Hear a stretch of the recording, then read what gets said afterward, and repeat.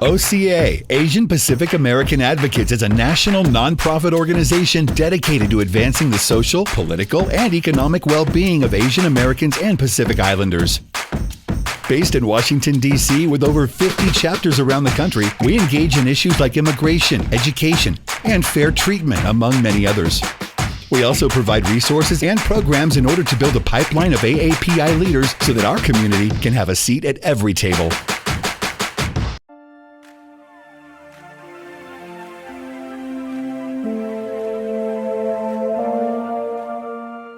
Hey y'all, it's Keisha. OAC Greater Houston and I are going to be collaborating on this year's Lunar New Year. We're talking tarot, covering karma, and all things spiritual. If you want to book a session, check out our Eventbrite page from February 12th to February 27th. I'll see you there.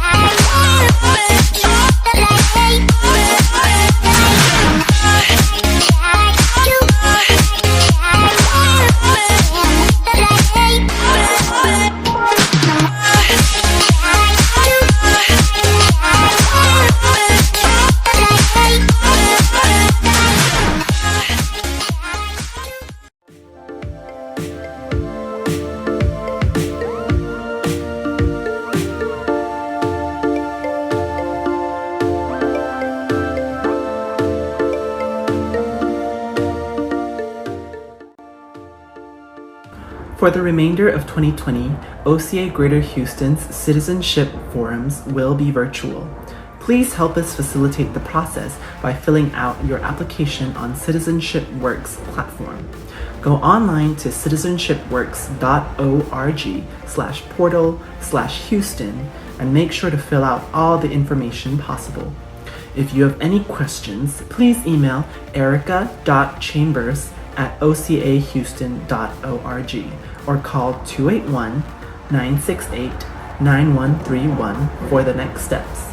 Make sure to fill out your application so you can join us online for the virtual visit.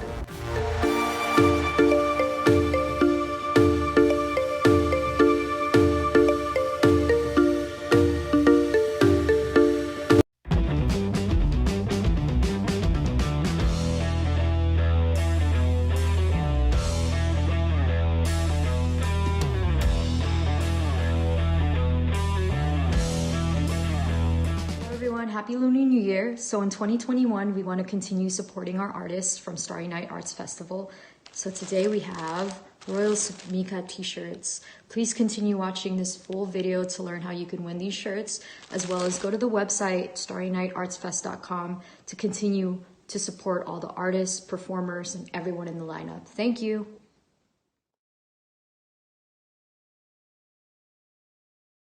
My name is Ria Sampillo, second generation Filipino American based in Houston, Texas. I am the co-organizer for Starry Night Arts Fest, and welcome. So before we begin our workshop, we do want to take a moment for a land acknowledgement. We want to share that we are continuously learning and recognizing our own place in the history of colonization, working to unlearn any actions or behaviors that may silence others or perpetuate systemic oppression. We want to take part and also encourage all of you to uplift and connect with the cultural legacies that existed and continue to exist today. Within the festival theme of giving, we mentioned that we want to give space to unheard voices. This is our first step in honoring that throughout the festival. We acknowledge that we occupy stolen land. The lands that make up Texas are home to the Alabama Coshada Tribe of Texas, the Kickapoo Traditional Tribe of Texas, the Isleta del Sur Pueblo, the Lipan Apache Tribe, and the Texas Band of Yaqui Indians. There are many more groups in Texas that are not mentioned, which means they are excluded from financial aid and resources. We acknowledge the many systemic erasure of these tribes and recognize they are still among us today. We acknowledge the peoples of these nations, their cultures, their communities, their elders, both past and present, as well as future generations. We acknowledge and offer deep gratitude to the land and waters in which we stand upon. If not in Texas, at the moment, you can find whose land you are occupying here at native-land.ca. Thank you so much for taking that moment with us.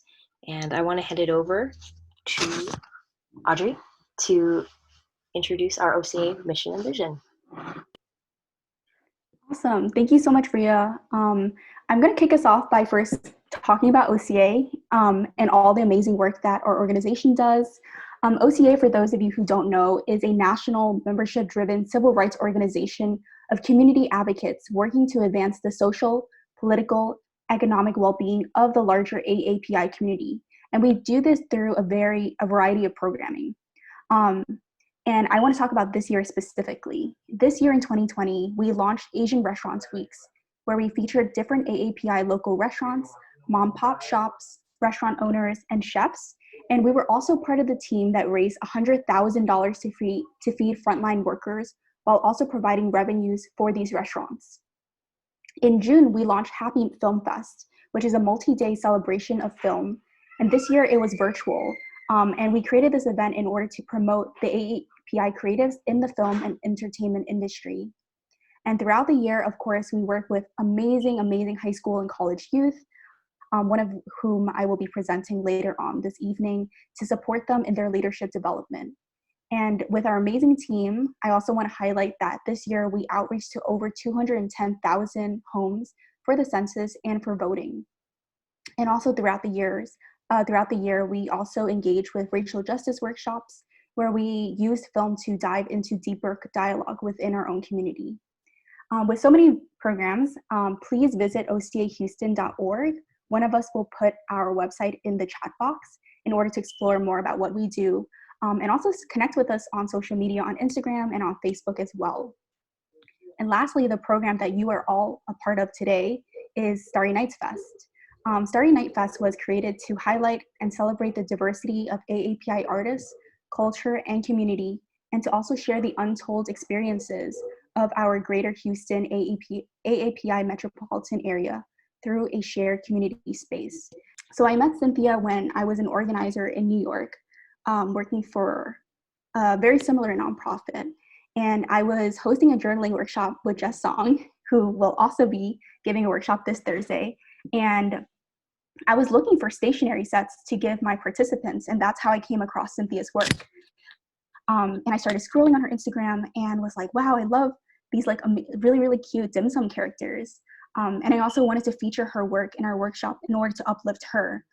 And not only do I love that Cynthia continues to share our heritage and Chinese community and culture through her work, but she's also someone who consistently gives back to the community. She did amazing work. I want to highlight this. Since the start of the pandemic, really, working with Welcome to Chinatown and other organizations in the Chinatown community to help support local shops and restaurants. And even in 2020, it's very difficult to find an Asian woman entrepreneur. And Cynthia is making sure to share her knowledge and resources so more women like herself get through the door and break the glass ceiling. So that is why I really wanted to invite Cynthia for this festival. And with that, I'm going to introduce Alex, who will be our facilitator for the evening. So Alex Xu is a high school junior, cellist, martial artist, and also wannabe hip hop dancer. Maybe he'll be featured in our festival in upcoming years. He loves trying new things. He recently composed his first classical piece and became an editor in his school's yearbook. Right now, he's trying to figure out what he wants to do with the rest of his life and also for college. So that plus high school works means that there's not much free time for Alex, but he's making the most of what he's got and hopes that his questions interest all of you in today's workshop. And with that, I'm going to hand it off to Alex. Hi all, so I'm your facilitator. First of all, I'll be going over the housekeeping rules. Utilize the chat box because Cynthia wants this webinar to be interactive. We only have 4 participants, excluding the 5 facilitators we have. So all of y'all feel free to unmute yourselves and talk to Cynthia because she wants it to be interactive. Community guidelines, step up, step down, be mindful of the space that you're taking, And if you're uncomfortable with sharing a personal story or speaking just in general in the call, you're allowed to turn off your camera while you talk, change your name, and we'll let, I think, Ria. We'll let Ria know to pause the recording when you speak, so it's not recorded and posted on our websites and YouTube. Take care of yourself. If you need to use the bathroom, step aside in the back. Practice engaged listening, but also feel free to share. Deeply listen to what the other folks in the room are saying. Respect different lived experiences and perspectives. And if you're not talking, please stay muted. And now I'll introduce Cynthia.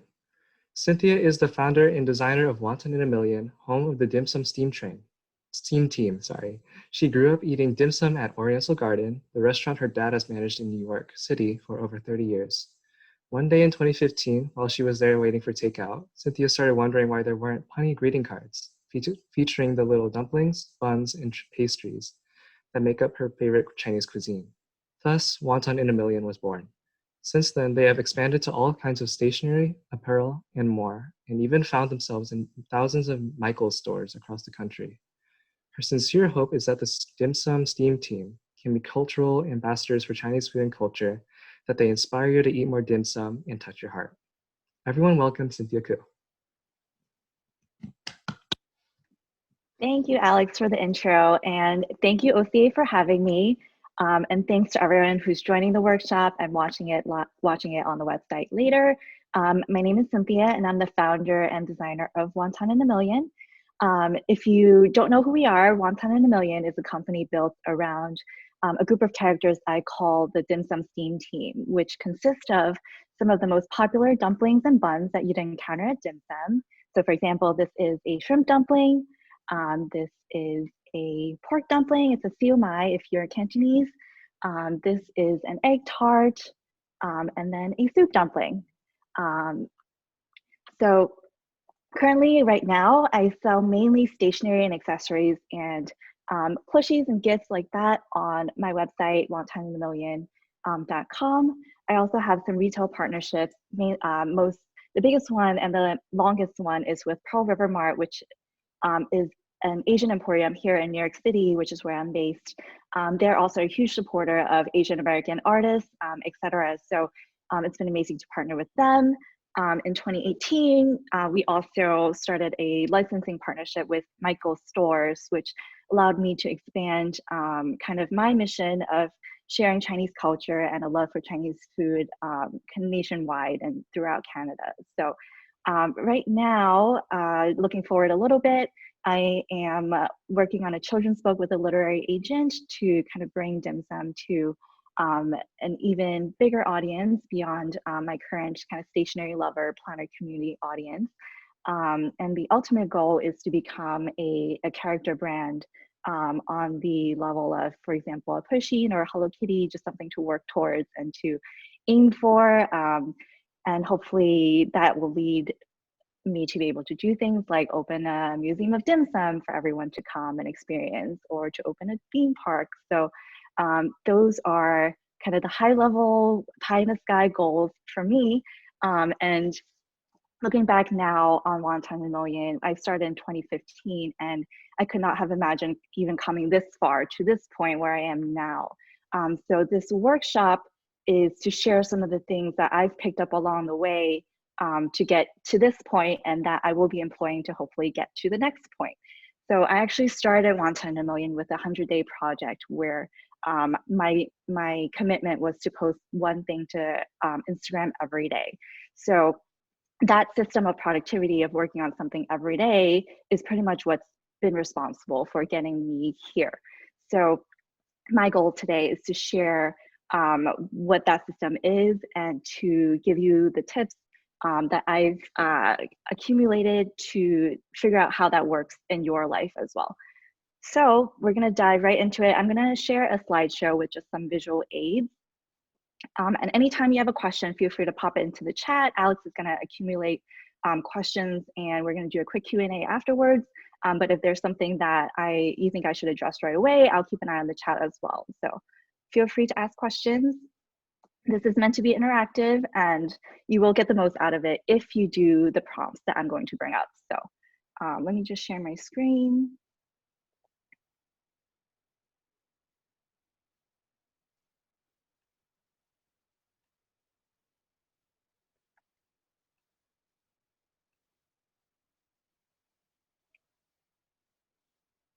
Can you guys see the slideshow?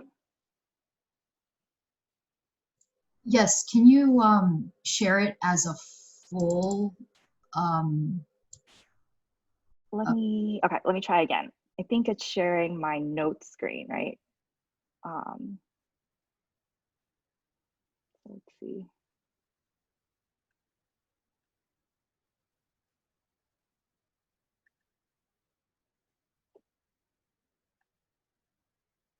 Okay, if it's okay, I'm gonna share it like this over here. Yeah, okay, cool.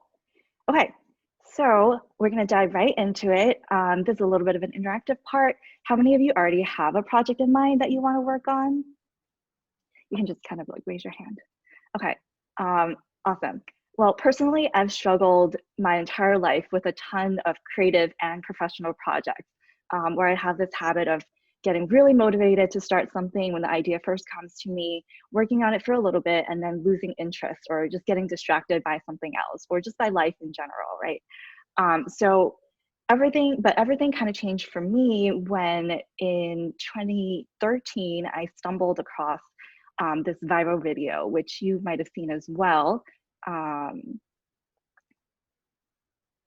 It's called Girl Learns to Dance in a Year, and it's a time lapse. It's put together by filmmaker and producer named Karen Cheng.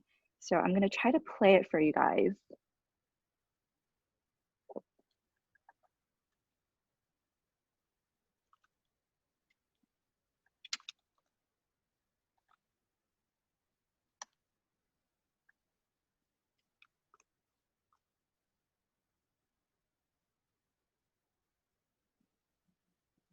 Can you guys see this video? Wait.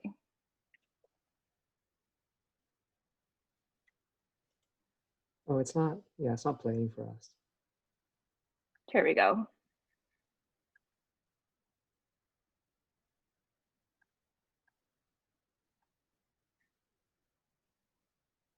Can you see this? Yeah, we can. Can you hear the video? Can you hear the sound?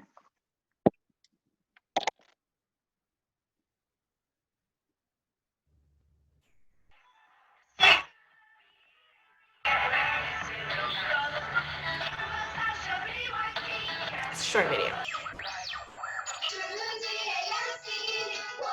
So like, how amazing is that, right? Every time I watch it, I get super emotional at the end where she does her subway dance. But essentially watching this changed my life.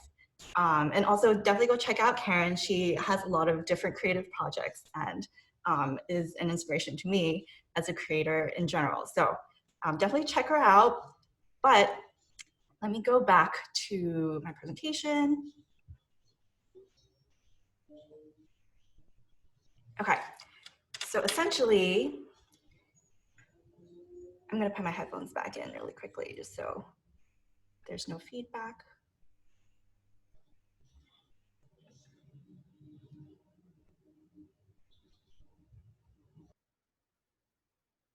Okay, so essentially watching this made me think. I started to imagine what I could accomplish if I spent every day over the next 365 days working on something, specifically one thing, not a ton of different things like I am usually always doing, but one thing just a little bit every day. So apparently there is actually a name for this productivity tactic, and if you wanted to look it up, it's called Don't Break the Chain. And it was popularized by Jerry Seinfeld, actually. So he used to write one thing every day, one joke every day in order to become the comedian that he is. So in 2014, I decided I wanted to try this. So I was going to commit to doing something every day for a full year. So what I committed to when I first started was I committed to learning how to draw. After a lifetime of wishing I could draw, I went from this, essentially I could really only draw stick figures, even though I have been a designer since I was in 6th grade. I really only did digital design, so I could not draw at all. So I went from this to this, which blew my mind. So the year after that, in 2015, I used the same system to start Wonton In A Million while I was actually working full-time as a UX UI designer. So I started on Etsy with 6 punny dim sum greeting cards. 5 years later, working a little bit every day. In 2017, I was able to move on to it full-time. Currently, we have hundreds of products on store, releasing new products every 2 weeks. 2 full-time employees besides myself. So when I took these projects on, I was too shy to obviously reach out to Jerry Seinfeld, but too shy to reach out to Karen either. So I had to figure out for myself how to do a 365-day project. Not just how to start, but how to keep at it for a full year, how to stay motivated, how to make time for it while I was working a full-time job. So what I want to do in this workshop is to share the systems and rules that I created for myself in a 5-step process as a way to kind of give back to you guys, and to hopefully open the door for you to make progress on all of those creative and professional goals that you guys have. So this workshop, again, will be the most impactful if you go through all the steps with me, but if not, no worries. This is going to be available on a stream later on the OCA website. But quickly, the 5 steps that we'll be going through. Number 1, we're going to talk about what kind of project makes for a good 365-day project. Number 2, we're going to pick what you're going to be doing every day. Number 3, we're going to decide when you're going to work on your project. Number 4, we're going to talk about how to stay motivated for 365 days. And number 5, we're going to talk about what the curriculum is going to be for your project.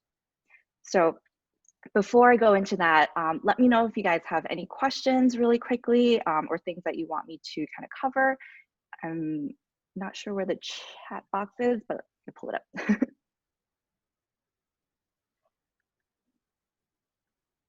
Okay, cool. So we're gonna go right into it. Step 1 is, first thing we're going to do is decide what your project is going to be. So I've been talking about a 365-day project, but you can actually pick any length of time that you want. So you can do 30 days, you could do 90 days, you could do 100 days based on how long you think you're going to need to accomplish your goal. So in terms of what kind of project you should do, if you don't already have a project in mind, in general, there are actually 3 kinds of projects. Oops. This is a quick screenshot of Wonton In A Million. If you haven't seen our website before, this is the website, and then a picture of us and my goals for the launch party. Let's see. And then this is actually a screenshot really quickly of my first 10 days doing the 100-day project of Wonton In A Million. And I'll talk a little bit more about that later. But as you can see, totally bland photographs. I started without kind of any idea what I was doing, and figured it out as I went along. So that's partially the power of something like this, where you kind of learn as you go, but you ship at the same time. So you're still building, you're building whatever you're doing. So here we go. So there are actually 3 types of projects that work really well for this kind of format. The first is learning a new skill. So you could learn how to draw, you could learn how to paint, you could learn how to code, learn a language, learn to letter, calligraphy, learn to design, learn to sing. I've used this to learn how to do a handstand as well. A headstand, not a handstand. I cannot do a handstand. And I cannot do a headstand away from the wall, but progress. So the second type of project is similar to the first one, but it's essentially building a body of work. If it's a skill that you already have, that you want to get better at, or that you want to build up a portfolio of, you could do 365 days of drawing, painting, cooking, photography, writing, blogging, portraits. I've also done a year of writing where I wrote on a Medium blog every day for a year. And then the third one is you could build something. So you could start from scratch, and you could build an Etsy store. You could build a business. You could write a novel. You could write a play. You could produce a music album, build a website, or direct a movie. I've yet to encounter a goal that can't be accomplished by doing a little bit every day. So The following steps will be a little bit different depending on what your project is, but the basic framework will still be the same and hopefully still impactful and productive. So go ahead and pick your project if you already have something in mind. And then if you actually have one, I'd love to hear it. If you want to unmute yourself and share it with everyone, or if you want to share it in the chat. I think it's sometimes helpful to hear what other people are working on, especially for those who don't know what their own project is going to be yet. Oh yeah, Anna. Hi, Anna. She learned to watercolor with a 100-day project, which is awesome. Watercolor is a perfect project for this format as well. Learning how to code, that's awesome. I actually have a project I want to share with you. There was a girl who did 180 days of building websites. So every day she built a new website. And if you Google it, there's a Tumblr that shows her entire journey. Her story is really inspirational. And I think she was able to get a job based on what she shared online, doing her project. And she obviously at the end of it had 180 websites to share with people. So Audrey wants to write a collection of short stories. That is amazing. Awesome. So if you don't have your project yet, no worries. 365 days to dance. Oh my gosh, can I do that with you actually? Because I've also always wanted to learn how to dance. Maybe we can be each other's accountability partners actually, which I'll talk a little bit more about later. Okay, so first step, pick a project. And if you come up with one later, feel free to share it in the chat. I'm gonna go on to step 2. So step 2 is you're going to pick your minimally viable daily deliverable. I shorten it to MVD. So exactly what is it that you're going to do every single day? Are you going to draw for 10 minutes? Are you going to letter one word if you're learning how to calligraphy? Or if you're writing a blog, are you going to write 5 sentences? If you're writing short stories, are you going to write 5 sentences? Are you going to write a paragraph? So what is it that makes for a good deliverable for your project? Essentially, as a good rule of thumb, here you go. A good minimally viable deliverable is small enough that it can be done every day. Theoretically, it can be done in around 10 minutes, at least when you're starting off. And of course, it doesn't have to only take 10 minutes, but the trick is to pick something that will fit into your schedule every day, and moreover, will be as unintimidating as possible. So you feel like there is literally no excuse not to do it. So when I was doing 365 days of drawing, my deliverable was either a complete sketch or 10 minutes of drawing. So on my least busy days, I would spend 2 hours drawing, but on my busiest days, I could do a 30-second sketch and I wouldn't break the chain, essentially. So when I was doing that, obviously some of my drawings were not very good, but the key here is to show up, to make sure you show up. And the great thing about this setup is that a lot of the time you'll find that once you get started, and even if you're intending to do a 30-second sketch, once you start, you probably won't want to stop. So the trick here is just to make sure that you start. So number 2, in addition to being small, secondly, your MBD should be discrete, meaning that you should know when you are done. So for example, instead of saying you will write every day, you should say you will write for 10 minutes every day, or you will write for 5 sentences every day. Instead of saying you will take an online coding class every day, you should decide how much of it you're going to do every day. Is it going to be 1 video, or is it just going to be 10 minutes? Is that going to be a successful day? So the more you can quantify it, the more likely you will be to do it. And number 3, while you're keeping your deliverables small and discrete, you will still need to make sure that it is substantial enough to ensure that you progress towards your goals. So what does this mean? So it means you just need to be honest with yourself, and most days should not consist of a 30-second sketch. You can see how a year of 30-second sketching might not get you towards the goal that you want. If your goal is to write the first draft of your novel and your daily deliverable is to write for 10 minutes, but you spend 8 of those minutes just reviewing what you've written before, then that's likely not going to get yourself very far. So make sure you set those parameters for yourself. I'm the kind of person who writes while I edit. So for me, for example, I may establish something that I can only edit what I've written on 2 out of the 7 days of the week. And the goal here is just to be honest, because you want to show up every day, but you also want to make sure that you're accomplishing whatever your ultimate goal is, whether that's doing a handstand or writing a book or learning how to draw. So you need to pick an MVD that will move you forward. And then lastly, your MVD needs to be a proxy that will force you to do all of the other things you need to accomplish your goal. So what does that mean? So for example, when I was building Wonton In A Million, my daily deliverable was to post at least 1 photo every day to my Instagram account for 100 days. So the reason this worked for my goal was because in building my shop, I needed to, number one, constantly have new photos to post, which means I constantly needed to have new products, partnerships, or interesting things to take photos of. So I needed to, on the back end, do all of those things in order to get that photo. And number two, it forced me to constantly promote my shop, which was something that I was naturally a bit uncomfortable with. So promoting myself and selling myself is something that I've had to learn how to do properly. And that deliverable, that daily deliverable, taught me to get comfortable with that really quickly. So combined, those two things were the crux of what I needed to do to grow my business, which was to make products and to sell them. So to summarize, your MVD, minimally viable deliverable, has to be small enough that you can theoretically do it every day, discreet so you know when you're done, but substantial enough to ensure you make progress and you're moving towards your goal.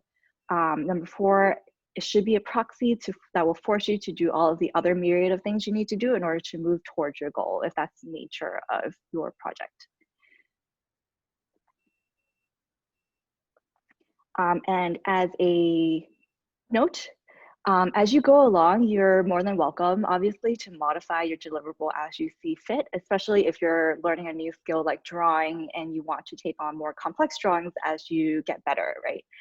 So think of this as your deliverable for the first 30 days, and then you can always reevaluate after that. So if anyone wants to share what their minimally viable deliverable is going to be, feel free to put it into the chat. If you have any questions, definitely let me know. Let me see.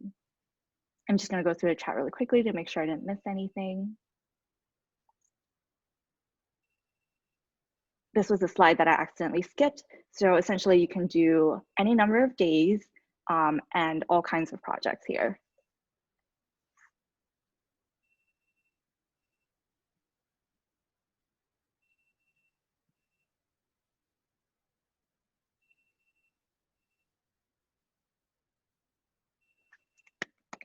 Ray's gonna do 5 minutes of freestyle or 5 minutes of dance with 1 music video for 30 days. That is amazing.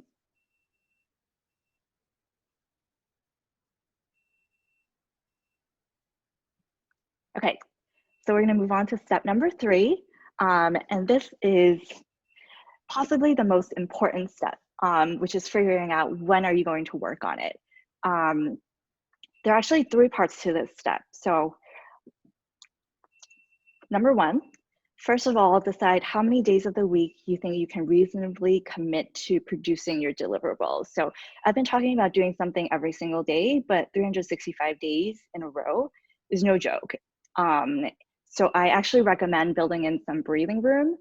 For example, when I was learning how to draw, I actually told myself that a week is successful if I drew 5 out of the 7 days.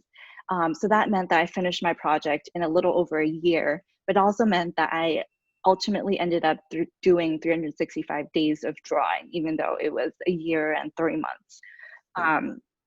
It also made me feel that every week was successful, even though I wasn't doing 7 days worth of drawing. So alternatively, for example, for Wonton In A Million, I actually did post something to Instagram every single day of every single week, because I knew that posting a photo was low impact enough that I could do it even on my busiest days. So decide for yourself how many days out of the week will you need to work on your project to be successful. I'd say actually anything 5 or above is great and recommended, and you might even be able to get away with 4. But I think going any lower means you'll risk losing the momentum of feeling like you are showing up every day. So I've learned that I used to be a part of a workout accountability group, and I found that when I was committing to 5, 6, or 7 days a week, I was hitting those higher goals more successfully than when I was committed to 2 days a week. Because when I was doing 2 days a week, I kept telling myself, oh, I'll do it tomorrow, I'll do it tomorrow, I'll do it tomorrow, and then it'll end up being Sunday and I will have done nothing. Whereas if you have to do 5 days, by default, your default will be to do something that day.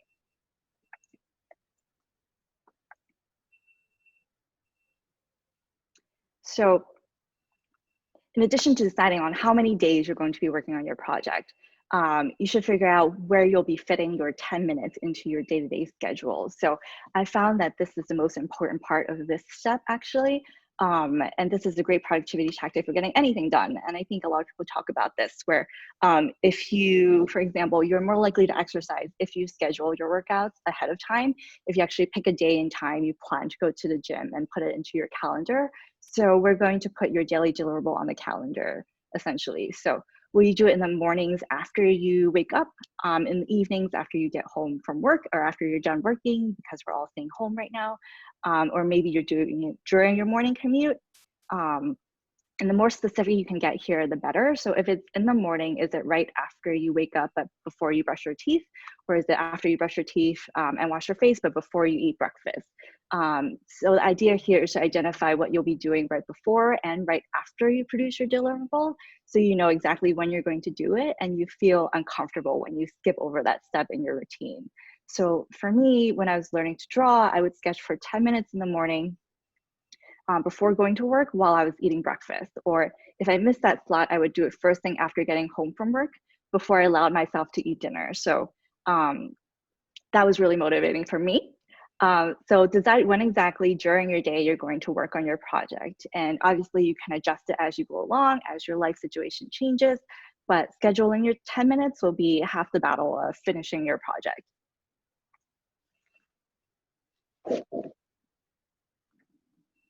Oh yeah, so Jenna says that's a technique called habit link, which I haven't heard of before, but yes, that's really helpful actually. And now after you visualize your 10 minutes and how it'll fit into your schedule, I would encourage you to pick a launch date and kind of make a big deal out of it. I've read somewhere, someone said, you know, if you're going to launch something, launch the heck out of it. So I would encourage you to make it a big deal. So obviously, depending on when your weeks are, the next week is probably a good time. Although we are nearing the end of 2020, so 2021 is probably a great time to start a project as well.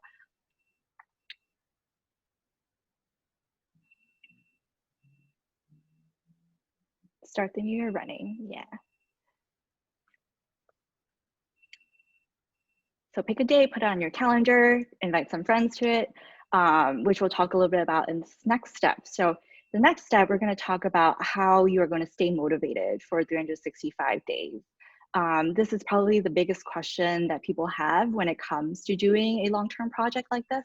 How in the world are you going to commit to doing this one thing every day for a whole year? So I'm going to talk about 3 ways for you to stay on track.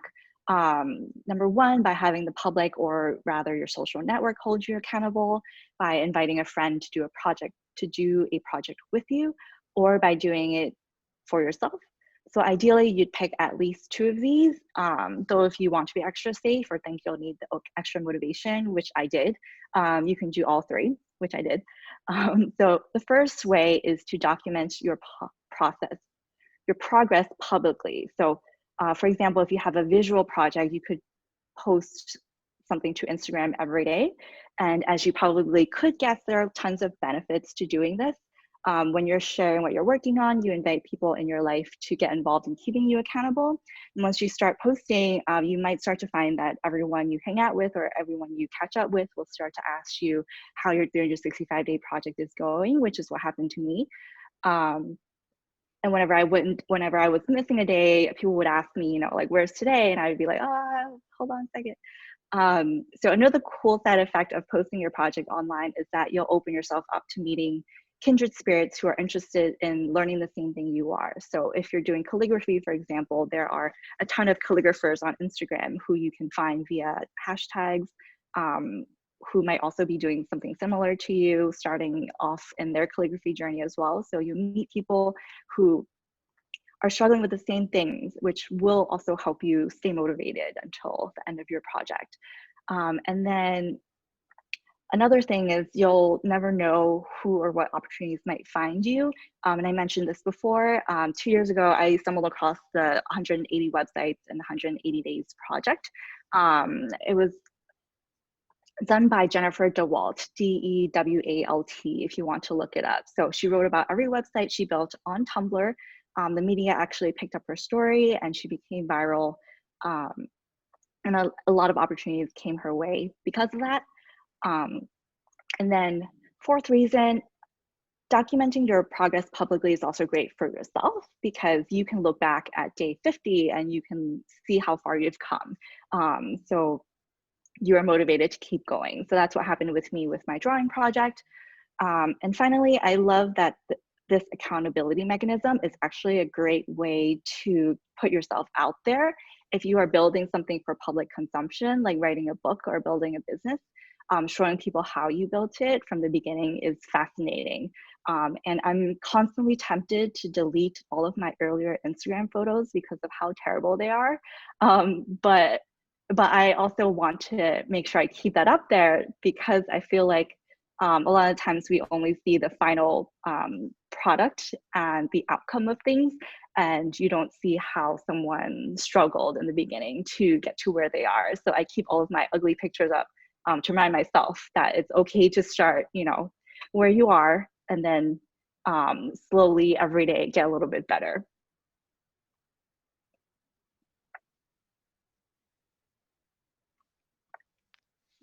So number two, another way to keep yourself accountable, and I think it was mentioned in the chat as well, Anna mentioned it in the chat, having a partner or group is invaluable.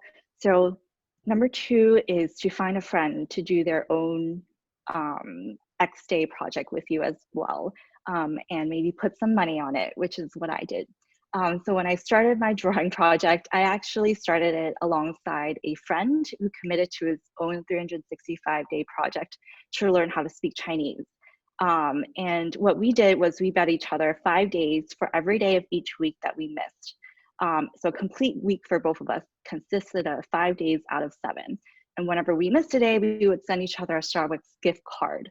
So over the course of our full 365 days, we actually only ever sent each other 3 gift cards each.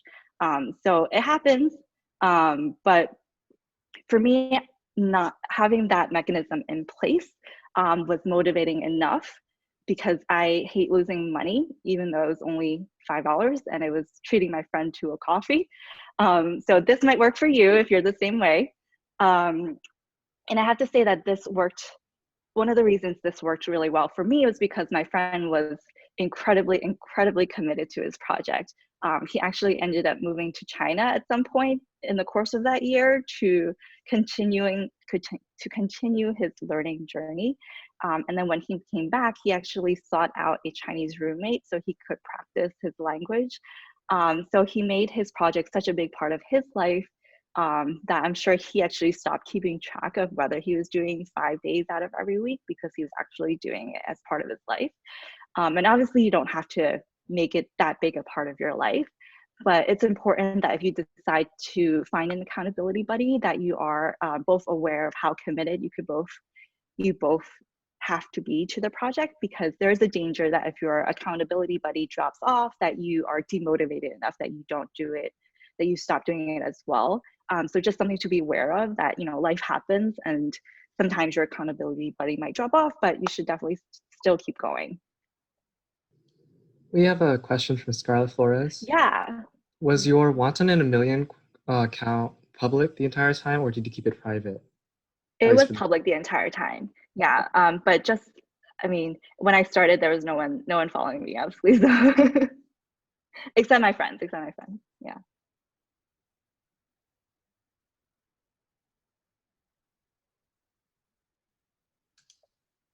And then lastly, you could, of course, hold yourself accountable, and you'll have to do a form of this anyway.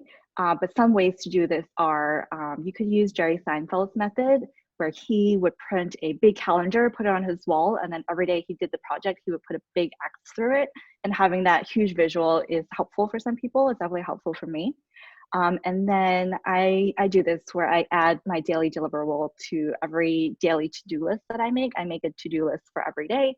And then even though I know in the back of my mind I have to post to Instagram that day, I just put it at the top of my to-do list anyway.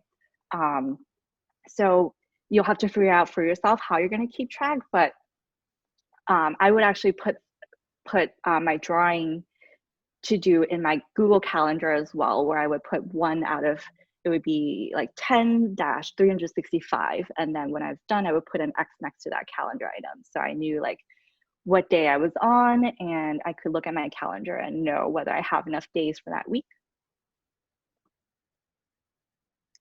So build it into whatever to-do list mechanism that you have already that works for you.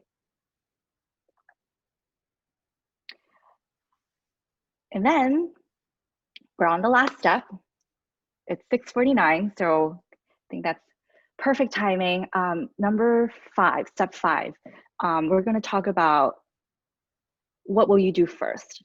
We're going to talk about whether you need a curriculum for your project, and if so, what that's going to look like. And the reason we're going to do that is because if you picked a good, minimally viable daily deliverable, you are not going to be spending a lot of time on your project every day. So you don't want to use 5 out of your 10 minutes figuring out what you're going to do that day. So to start off, when is it that you need a curriculum ahead of time? So if you have a project where you're building a body of work or you're trying to get better at something very specific, you might not need one. For example, if your deliverable is a photo of something that you encountered throughout the day, you don't really know what that's going to be. So deciding what it is beforehand isn't going to make sense. But if your goal is to do 365 pencil portraits or photo portraits, you will want to decide who you'll take a portrait of beforehand, at least for the next 10 days. So you're not spending time figuring out what you're going to do every day. Alternatively, if you have a project where you're learning something new, for example, you will definitely want a curriculum ahead of time, like learning how to draw, like I was doing. If you're building something, writing a book or building a business, essentially what your curriculum is going to look like is more of a to-do list. So if you're thinking you're going to be spending any amount of time on deciding what you're going to do for your daily deliverable, you should take some time to prepare before you start.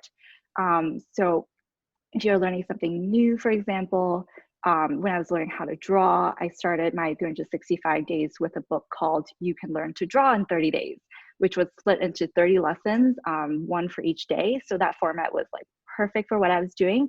Unfortunately, I don't know if that exists for every type of project, but I feel like there should be for a lot of the creative projects that you might be interested in, like watercolor or like calligraphy or like lettering. So if that exists, those are great options for kicking you off.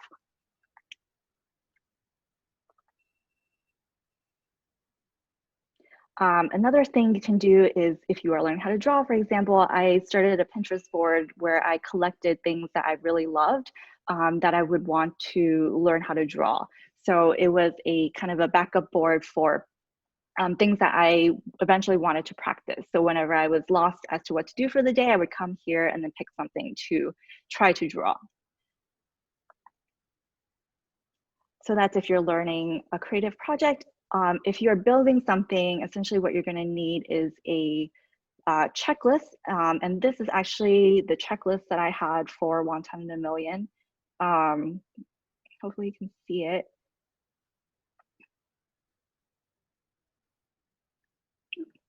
So my items are as specific as possible. If you're starting a business, what are the first things you have to do? I literally wrote down start Google Doc for brainstorming things on my first day's to-do list. And sometimes just the to-do item of start Google Doc is enough for me to actually do the work that I mean to do in that Google Doc. Sometimes I'll put that as the only thing on my to-do list so that I can feel like I'm accomplishing something. This harkens back to that tip of put the smallest item on your to-do list, the smallest, most discrete item on your to-do list, as a way to trick yourself into doing everything that you need to do after that. So if you're starting a business, what are the first things you have to do? You have to, day one, maybe you're picking a name. Day two, you're buying a domain name. Day three, you are deciding what your first products are going to be. If you're writing a novel, what are the first things you have to do? Number one, start a new Word document. Maybe that's the only thing you do on your first day.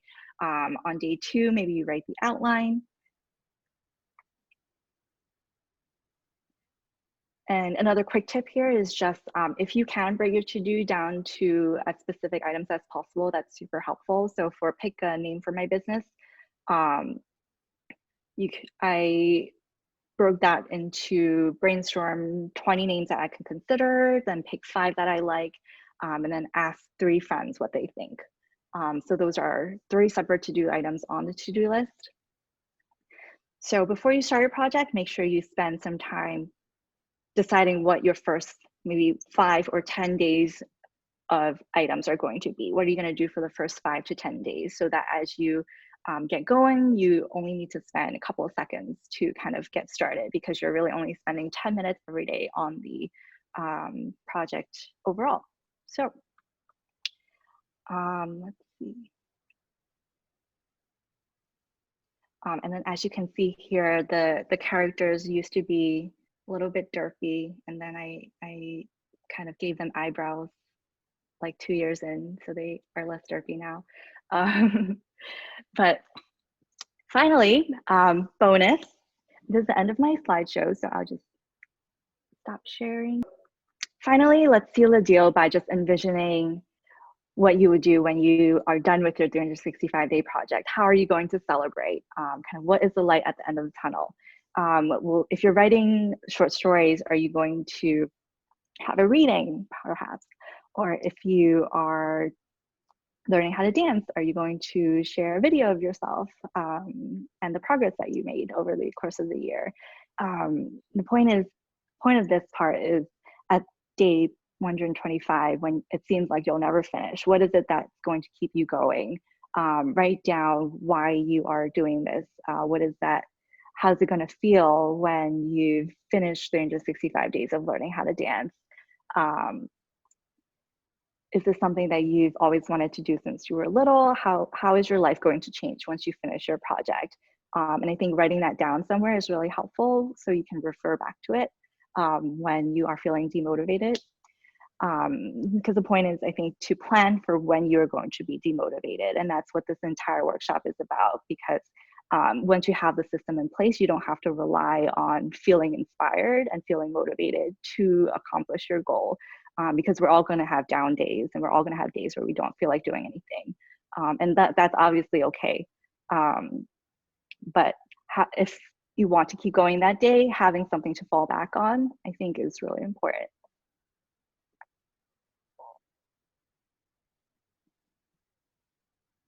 So that concludes the end of my workshop, and I just want to share kind of 2 final tips with you. And the biggest thing is, like I said, you're going to miss a day. You're definitely, I'm pretty sure, I mean, maybe you're not going to miss a day, but but it's okay to miss a day, 2 days, 10 days. Life happens, you know. The goal isn't perfect attendance. The goal is to make progress doing this thing you want to do, that you've always wanted to do. So if you miss a day, keep going. Secondly, it's okay not to be perfect. And the important part here is to show up. And this is something that I've had to learn again and again, which is that I was very frustrated when I first started doing my drawing project, and when I was doing Wonton In A Million, because I felt like these photos were not where I wanted them to be. My drawing skill was not where I wanted it to be.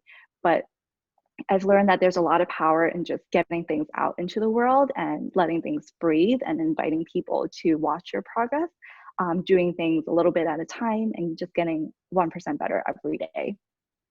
So if you're not where you want to be yet, that is exactly the reason you should keep going. So thank you so much, everyone, for joining me for this workshop. And hopefully you got something out of it. I'll go through the chat again really quickly to make sure I didn't miss anything. But if you want to keep sharing if you want to unmute yourself and share your project even, that's great. But I'm going to kick it back really quickly to Audrey to close this out, and then I think we're going to do an open Q&A. So if you want to hold on to your questions, that's perfect too. Awesome. Thank you so much, Cynthia.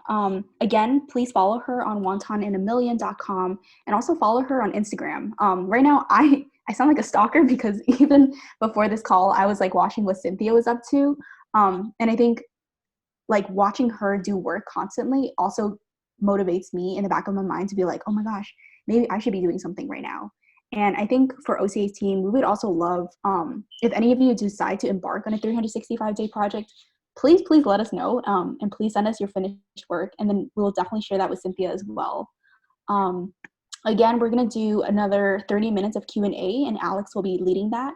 And so, yes, feel free to stay, ask your questions in the chat box, or you can unmute yourself, and then we can have a community conversation. Yeah, I see that Scarlett asked another question. I'm going to let those pile up for a little bit, and ask a few questions that I prepared myself while we wait.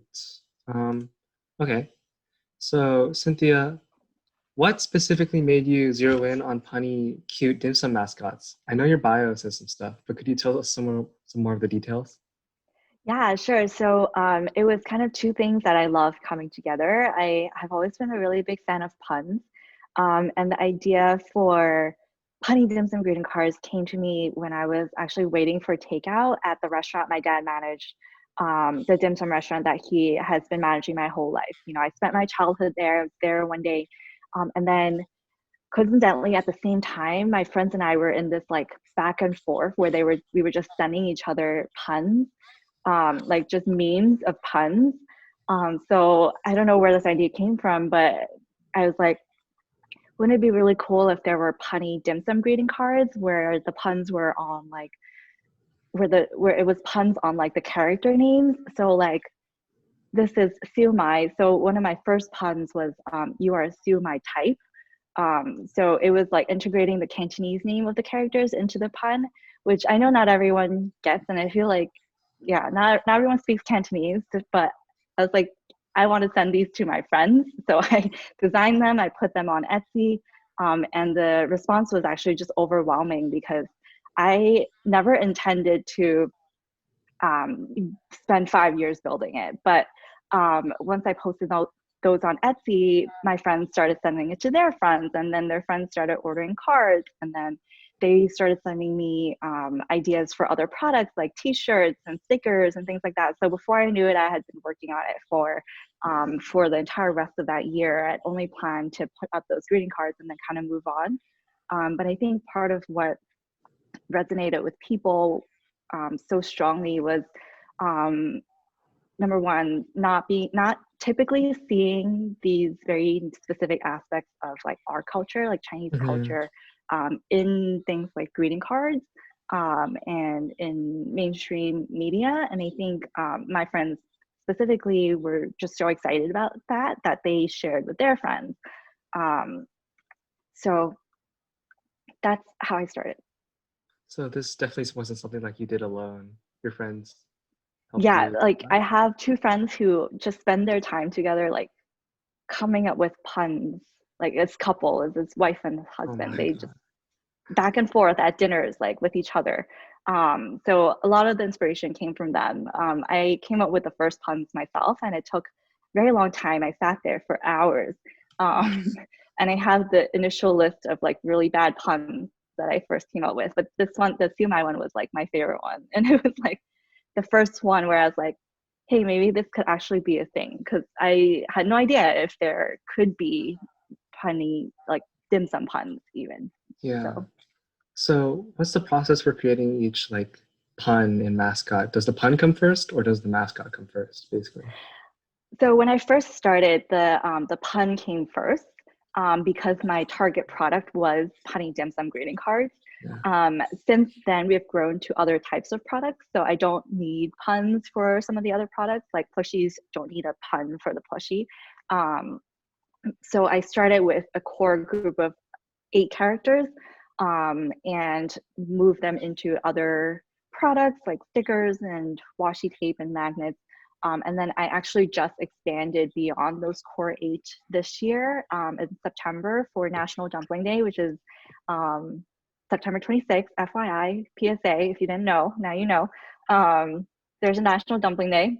So for that occasion, I launched like a poster with 36 different dim sum items. So for that, it was just the design. I started with the design. Don't have a pun for each of them yet, although that's not a bad idea. Okay.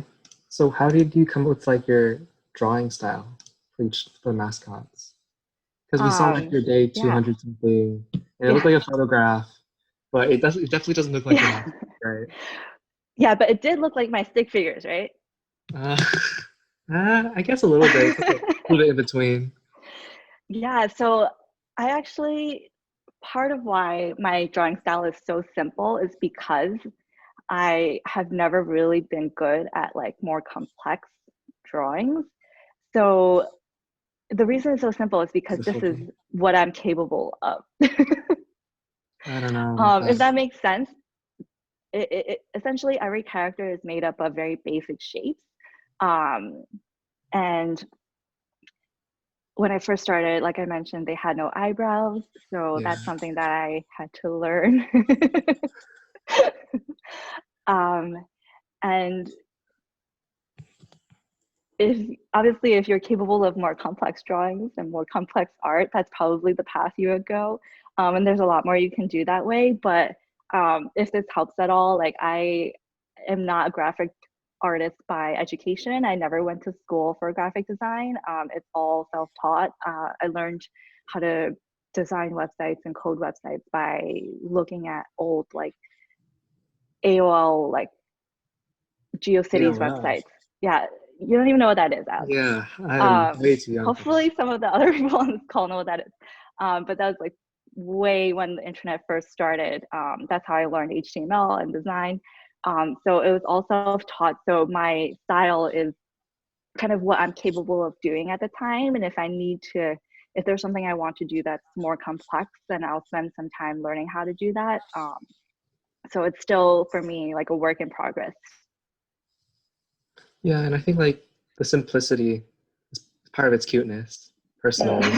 Hopefully. Like, I wouldn't like it if it was just a photograph of a Balta. It is a different style, yeah. And like for me, I've always like been a huge Hello Kitty fan, you know, like Samuel fan, like Morning Glory fan. I grew up with that style, so like the kawaii kind of like cute style is like just what I love. So okay, I think we'll segue for a few audience questions, and then I'll go back to mine.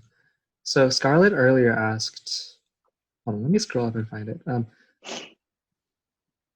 What is it? Oh, do you have any other book recommendations? I don't know what this was about, but. Oh yeah, was there a specific like topic for the books? Because I did use 2 different books when I was doing my drawing project. If you're doing a drawing project, the first one was You Can Learn to Draw in 30 Days, and then the second one was a pencil portrait book, which I just found on Amazon. I think there's a whole series of them. So those are also kind of built like a curriculum. So it was very easy to kind of just take on and like build it into my project. Okay. And Audrey just asked, how do you decide / take the risk of investing your own money into your project? Yeah, so this will feel different for everyone, but for me, I was very frugal when I first started, actually. So I bought, in order to do my first greeting cards, I bought a pack of blank A2 size cards off of Amazon, and I printed them on my printer. And then I bought envelopes, and then I bought plastics, and I packed them together so that I would only print 1 card at a time as people were ordering. And so what I spent on like my first batch was maybe like $30. And your project might look different, obviously, and what you're doing might look different. For me, I come from the world of technology startups where bootstrapping and doing the idea of a minimally viable product is a big kind of idea in that space. That's kind of where I got my minimally viable deliverable product term from. But essentially, the idea is to create just a bare minimum of what will prove whether your idea will work in the marketplace before you go all in and hire people and invest a ton of money or resources or time. So for me, that was the approach I took to launching my Etsy store as well. So when I moved into stickers, I bought a cutting machine where I would print my own stickers and then cut each sheet like one at a time. And eventually that got untenable. And then I started outsourcing that to a manufacturer. So for me, I've always kind of been pretty risk averse actually when it comes to investing money, even though I feel like I should veer towards the other end now and do things less manually. But that mindset for me has like served me well up until this part. So up until this point. So you described the entire process so calmly, and I'm wondering if you were that calm while you were actually doing it, because I feel like making Wonton in a Million must have been daunting. So the first order I got that wasn't like my boyfriend, like someone I knew. Yeah. I had to ship it out. I actually didn't have packing supplies, so I had to like use a Powerpuff Girl postcard as like a backing to like keep it from getting bent. So when I first started, it was very haphazard and like everything was figured out as I like encountered that obstacle. And I think one of the things that I've learned, which has helped me, is just being confident in my ability to figure it out. Because I think there can be a danger of planning too much ahead of time before you launch and before things kind of hit the market. Because I never could have expected that people would react this way to my cards. And it wasn't until I launched them that I knew what people were responding to and that they would respond. So if I had bought, tons of like packaging supplies before that, but it had gone nowhere, then that would put me out, however much that was. So there's a balance, I think, that I would say for most people lean towards like launch and then figure it out, because you will be able to figure it out, whatever it is. I've seen so many people go through building a business and, I have friends who have built multi-million-dollar businesses doing this. And they started from nothing, like on Etsy, like I did. And they'll encounter a shipping kind of issue, and then whatever it is, they'll figure it out, when it comes. So there are a lot of things that you won't know that you'll need to prepare for, which can be a blessing and can also suck when you get there. But I think the important thing is to have faith that you will, make it through. You'll figure it out, whatever it is. Okay, I think this ties into V's question. Yeah. Because so you had all this stress from doing this project, and then how did you handle this as well as a full-time job? Yeah, so luckily my full-time job was pretty, it had pretty standard hours. So I was a UX UI designer at a financial technology startup. And even though it was a startup, they were really good about not bringing work home. So all of my time at home, I could spend on Wonton In A Million. But it did get to a point where it was too much for me to do on top of my full-time job. And that was in October of 2016. And so I still remember there was one day when I was looking at my Etsy sales, and I was like, oh, this number is larger than my paycheck for this week. And I was like, because before that I had always intended to just keep working on it on the side. I never intended to take it full time because I was worried that it would not be as fun if I was relying on it as my full-time income. Or I was worried I would run out of ideas and run out of things to do. So it wasn't until that moment that I decided that I should work on it full time. So it did eventually get to be too much, but my schedule luckily was pretty good for managing it as a side hustle until maybe like 2 years in. Yeah, I was about to say your side hustle became your main hustle. Right. Yeah. And I think that's a goal for a lot of people. And so hopefully this demonstrates that it's definitely doable.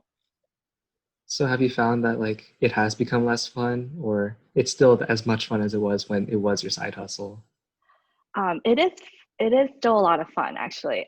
It is I get to do more fun things I think now that it's my full-time thing. Like host events.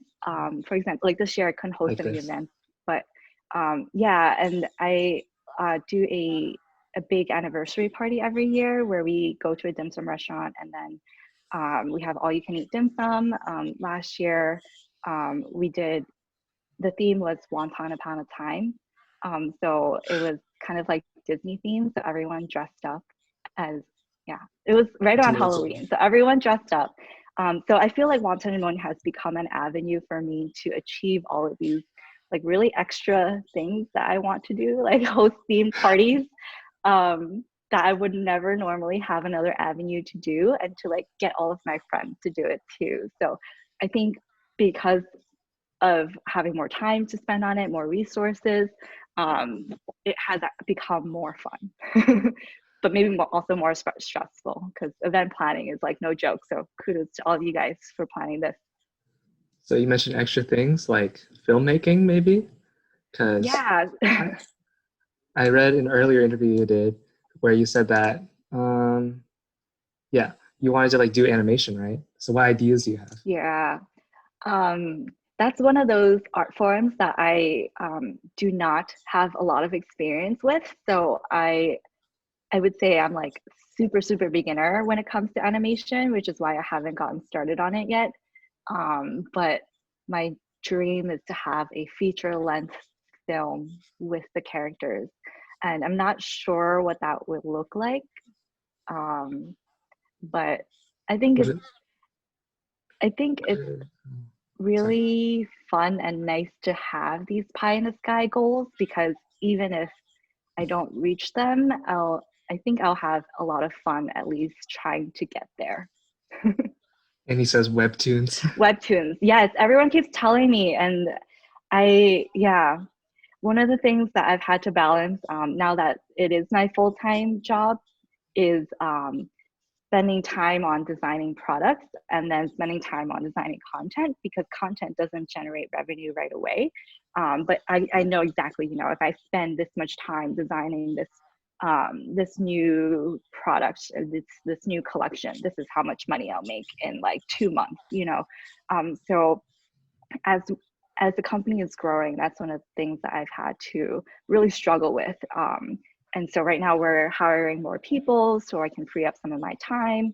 Um, so I don't have an idea for a film yet. Um, Definitely something that I want to have more time to work on. A future project, Yeah. right? Yeah. Um, okay, so two people want to ask about how your family felt when you decided to make Wonton In A Million your full-time gig. Yeah, that's a great question. So Wonton In A Million was not my first kind of like startup or like business endeavor. Before that, so when I graduated, I joined a marketing agency as a data analyst. A few months after that, I joined a real estate startup. Um, and then not even 2 months after that, someone reached out to me about starting a education technology company, or not at that point, not an education technology company, but my eventual co-founder reached out to me and we decided we wanted to start a technology company together. So I was maybe 23, 24, and I was like, oh, I'm young, I'll quit my job and do this thing and see where it goes. So that was actually my parents' first experience with me kind of like dropping everything and then pursuing this thing that, is nothing essentially. So I think when that happened, they were a little more worried um, that my parents have always been really supportive of me. So what, in terms of their worry, it was they all obviously asked the typical questions like, what if you don't make any money, and what if, but you have such a good job, why would you do this? So for me and my parents, I've had to kind of walk them through, my thought process behind that. And I think for me, my decision making was well reasoned. I was young at the time. If I wanted to, I could go and get a full-time job again. I had been living at home since I graduated, so I had saved up that money, so I could go 6-10 months without working and be okay. So I think because I did those things, they didn't push as hard as they might have to, make sure I was making smart decisions. So that first startup didn't go anywhere. And I did eventually move back to New York after moving to California for a few months, and then found a job. So when I started Wonton In A Million, I did work on it for 2 years before going full time. So by that point, they had seen events that I'd held, and they'd seen products that I put out, and I had a track record that I could point to show them, like, this is how much money that the company makes, and if I'm full time on it, then I could make more. So they actually were like pretty supportive when I went full time, and they're always pretty supportive. Like my parents are downstairs right now, and they're like helping me like pack stuff. So it's become a little bit of like a family business. Oh, that's cute. Did your parents ever like want you to become a certain occupation, like a doctor? Yeah, good question. Specifically? I think I'm unusual in that my parents have never pushed a specific profession on me. I think I actually did that to myself, because when I was in college, I majored in East Asian studies, but there was a voice in the back of my head that was like, that doesn't seem practical. Like, you should double major in something practical. So I tried out economics for a little bit because all of my friends were in finance. So I was like, you should have this as a backup. I realized that I really didn't like economics, so I switched to a computer science minor, and that was my practical major. So even though my parents have always been supportive, I think somehow I had internalized anyway the pressure to make sure I had a backup and had like the ability to earn stable income. Yeah. Okay. Have you seen the Pixar short Bao? Yes, I love that short. Like, what was your reaction to it? I actually came up with like a little comic based on my reaction to it afterwards. I made a little comic of these two watching the short, and it was amazing because a part, I don't want to spoil it for anyone, but I'm pretty sure everyone's seen part, it. okay, the part at the end where she like ate the dumpling because she loved him. When I was little, my brother and I, whenever we liked a toy, like my parents were not very well off, so we didn't get a lot of toys growing up. So whenever we would see a toy on TV or on a bus ad, we would like eat it, and that's how we would like experience it. So for me, I was like, oh my god, like that's a thing. Like, it's not just us being weird, like it's a thing to like eat things you love. So that was like my personal reason for really loving it. But overall, it was like an amazing thing to see dumplings have such a mainstream like appeal. The fact that so many people, that it resonated with so many people and brought people so much joy, while being so culturally specific, I think was amazing. And I remember making comments to someone that was like, oh wow, dumplings are like having a moment. Yeah. Personally, I was like, this is an Asian short? Because I think it was like around the same time as Crazy Rich Asians came out too. And so there was that dumpling scene in there as well. All right, so we have 10 minutes left. Does anyone have any last questions for Cynthia? Feel free to leave them in chat or on mute.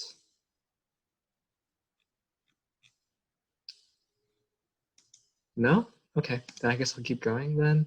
Audrey.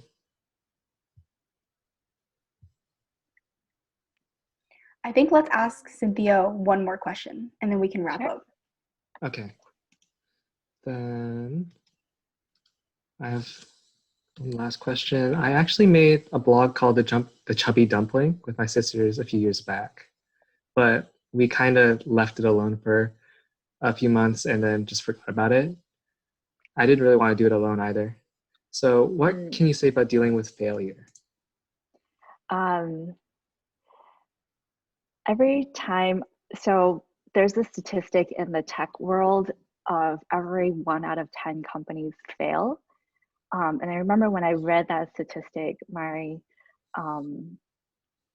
reaction to it was, oh, that's great. I am like 2 companies in. I'm like, I only have 8 more to go until I reach the 10th success, the 10th like Wow. the 10th try to succeed. So I think that sums up how I think about failure pretty well, in that in the course of a lifetime, there are so many things that you could be doing.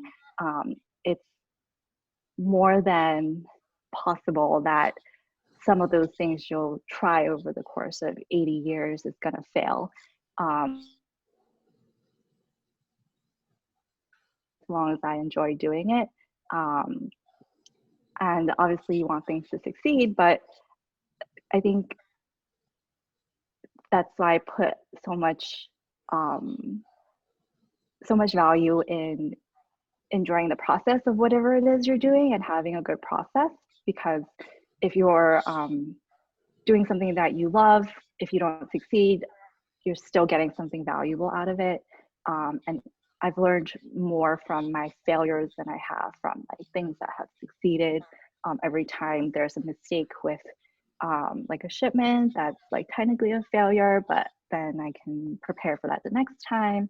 I failed two startups of my own that I started, and I learned a lot from those that led me to starting Wonton In A Million differently.